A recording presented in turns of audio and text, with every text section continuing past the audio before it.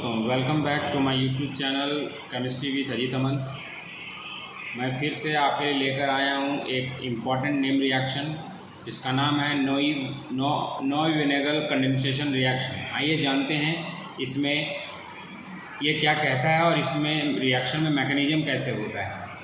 नोई-विनेगल condensation reaction कहता है condensation reaction between carbonyl compounds with activated methylene compounds catalyzed by amines. The product obtained further gets hydrolyzed with strong heating, then alpha beta unsaturated carboxylic acid is formed.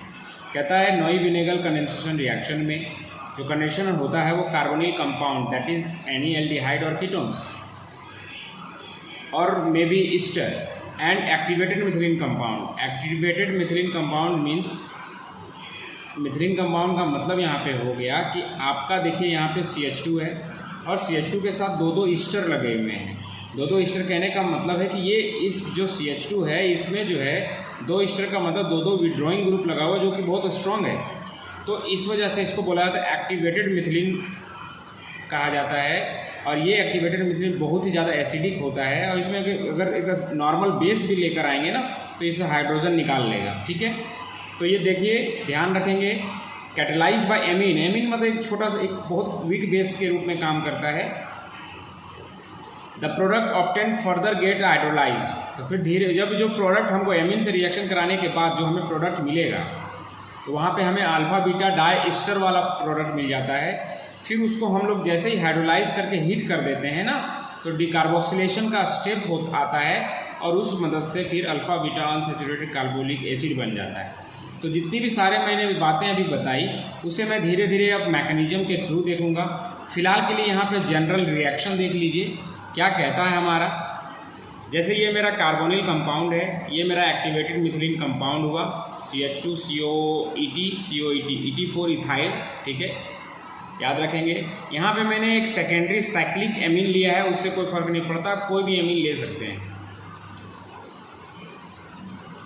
अब क्या है यहाँ पे देखिए जैसे amine से रिएक्ट करता है तो हमारा यहाँ देखिए क्या बन रहा है अल्फा बीटा डाई ईस्टर वाला प्रोडक्ट आ रहा है। फिर क्या हुआ देखिए हाइड्रोलाइसिस कराए रहे हैं तो क्या बना देखिए डाई कार्बोलिक एसिड आ रहा है डबल बॉन्ड के साथ। फिर जैसे हीट कर देते हैं तो डिकार्बोक्सिलेशन हो रहा है। डिकार्बोक्सिलेशन से क्या बन रहा है देखिए अल्फा बीटा अनसैचुरेटेड एसिड। बात समझ रहे हैं। तो ये तो मेरा जनरल रिएक्शन रहा। ठीक है, देख लीजिए अच्छे से। Carbonyl compound active methylene compound. ठीक है, फिर हमारा देखिए ईस्टर बन रहा है, फिर हाइड्रोलिसिस कराएं तो एसिड बना, फिर जैसे ही उसको हीट करते हैं तो डिकार्बोक्सिलेशन होता है और हमारा एसिड बन जाता है। ठीक है, आइए हम लोग मैकेनिज्म देखते हैं स्टेप बाय स्टेप। पहला स्टेप जो है कार्बोनायन बन रहा है। ये बहुत ही एसिडिक, बहुत ही ज़्यादा एसिडिक होने की वजह से हम एमीन ले लेते हैं जो वीक बेस के रूप में होता है, वो आराम से H को निकाल लेगा। जैसे ही H को निकालेगा कार्बोनाइन बना। ये रेजोनेंस के थ्रू स्टेबलाइज्ड है, ये आप भी जानते हैं। अब क्या करेगा फिर हमारे स्टेप 2 में क्या होता है वो प्राइमरी जो हमारा एमीन था जो हमारा बेस वर्कअप कर रहा है यहाँ पे वो अटैक करता है कार्बोनिल ग्रुप में। क्यों? क्योंकि हमें पता है इसके पास लॉन पेयर है और लॉन पेयर अटैक कर सकता है क्योंकि यहाँ पे जो है पार्शियल पॉजिटिव चार्ज होता है, ये आपको भी पता है। यहाँ पे पार्शियल नेगेटिव होता है क्योंकि ये बॉन्ड खुलने वाला होता है। जैसे ही खुला तो यहाँ का इसका H जो है O- के साथ H बना के यहाँ पे क्या किया देख लीजिए, बॉन्ड खुल चुका है, ये अल्कोहल बन गया है अभी। अब ये क्या होता है कि जैसे ही ये लोन पेयर, अब लोन पेयर दोबारा चाहता है कि मैं फिर से बॉन्ड बना लूँ। जैसे ही बॉन्ड बनाने के चक्कर में आता है OH- यहाँ से रिजॉल्व हो जाती है, निकाल ली जाती है, रिमूव कर दी जाती है। अब जैसे OH- रिमूव हुआ देखिए यहाँ पे क्या बन गया इमीनियम आयन। अब यही इमीनियम आयन एक इलेक्ट्रोफाइल का काम करता है। ठीक है, और जैसे इलेक्ट्रोफाइल का काम करता है तो हमारे पास तो पहले ही हम लोग कार्बन आयन बना चुके हैं। अब वो तो रुकेगा नहीं, देखेगा जैसे ही इलेक्ट्रोफाइल वहाँ पे ये अटैक करेगा। तो नेक्स्ट स्टेप में देखिए यहाँ पे हम लोग क्या कर रहे हैं कि कार्बन आयन जो है हमारा अटैक कर रहा है जिसमें इलेक्ट्रॉन डेफिशिएंसी है। जैसे अटैक किया फिर ये बॉन्ड देखिए खुल गया क्योंकि double bond positive charge nitrogen पर, फिर बॉन्ड ओपन हो जाएगा। ओपन होने के बाद यहाँ फिर देखिए लॉन पेयर आ गया है आपका। अब जैसे ही ओपन हुआ है ये हमारा अभी तक ईस्टर बन के बैठा है। अब यहाँ पे क्या होगा फिर से रिएक्शन यहाँ पे प्रोसीजर आएगा आगे। ठीक है, अब रिएक्शन जैसे ही प्रोसीड होता है तो देखिए प्रोसीड क्या होगा रिएक्शन हमारा। स्टेप 4 में मेरा हो रहा है कि फिर से बेस हम यहाँ पे लेकर आते हैं और वो बेस क्या करता है, एसिडिक हाइड्रोजन को निकाल देता है, ठीक है।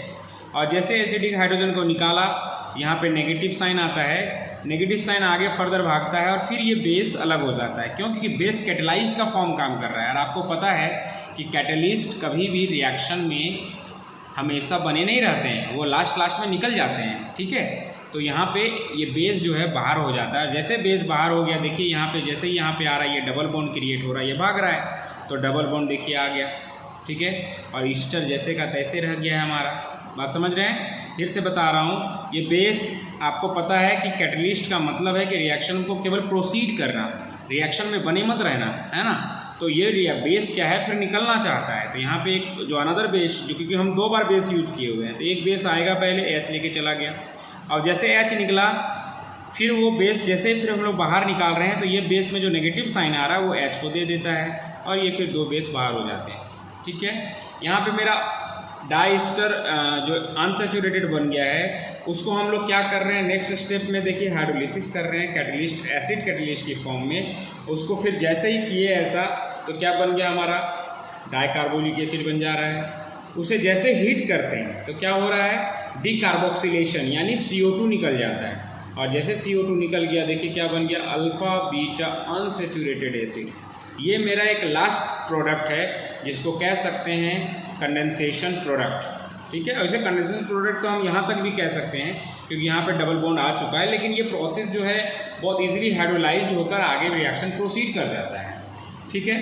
तो ध्यान रखेंगे, ये रहा आपका नोई-विनेगल कंडेंसेशन रिएक्शन। अगर अच्छा लगा हो तो ज़रूर मेरे चैनल को सब्सक्राइब करें, ज़्यादा से ज़्यादा शेयर करें, ताकि जिस तरह आपको ये अगर फ़ायदा दे रहा है तो दूसरे को ज़रूर फ़ायदा देगा। Thank you.